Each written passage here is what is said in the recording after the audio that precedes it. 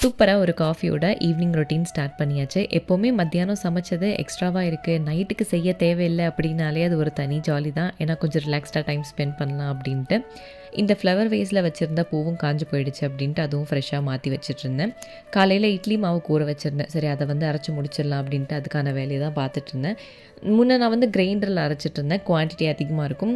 இப்போ பிரேக்ஃபாஸ்ட் ஆல்டர்னேட்டிவாக மாற்றி தான் எடுக்கிறோம். இட்லி தோசை மாவு மட்டும் யூஸ் பண்ணுறது கிடையாது அப்படின்னு குவான்டிட்டி குறைச்சிட்டேன். மிக்சியில் அரைக்கிறது ஈஸியாக இருக்குது அப்படின்ட்டு அதுதான் யூஸ் பண்ணுறேன். நான் வேர் பண்ணியிருக்க நைட் சூட் ஃபெமினன் குர்த்திஸோடது நிறைய கலெக்ஷன்ஸ் வந்திருக்கு. அண்ட் ப்ரீமியம் காட்டன் குர்த்தா செட்ஸும் அப்லோட் பண்ணியிருக்கேன். செக் பண்ணி பார்த்துட்டு ஆர்டர்ஸ் ப்ளேஸ் பண்ணிக்கோங்க.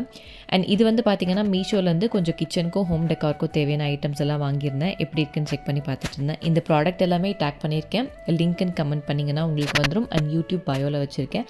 இதெல்லாமே நான் எங்கே வைக்கிறேன் அப்படிங்கிறத வீடியோவில் நான் கண்டிப்பாக காட்டுறேன். இப்போ சும்மா குவாலிட்டி தான் செக் பண்ணிகிட்டு இருந்தேன்.